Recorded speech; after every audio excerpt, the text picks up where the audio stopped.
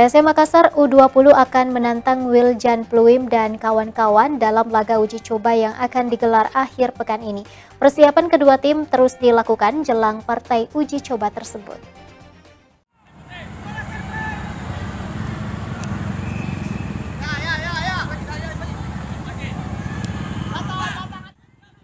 PSM Makassar U20 menggelar latihan di lapangan Besoa Sports Center, Jalan Teuku Umar Raya, Kota Makassar, Kamis pagi. Latihan ini dipimpin langsung oleh asisten pelatih PSM Syamsuddin Batola. Para pemain diberi beberapa materi latihan seperti bagaimana cara menyerang, bertahan, dan juga belajar menyelesaikan peluang di depan gawang atau latihan finishing.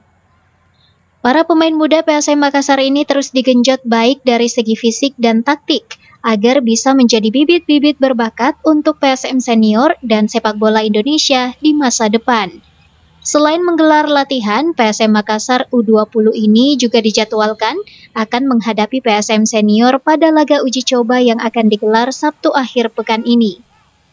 Uji coba tersebut sekaligus untuk melihat beberapa pemain muda di PSM U20 yang berpeluang untuk bisa promosi ke tim utama. Selain itu, laga nanti juga bisa menjadi ajang untuk mengukur sejauh mana kesiapan Wiljan Pluim CS menyambut kembalinya Liga 1. Wahyu Saputra, Selebes TV.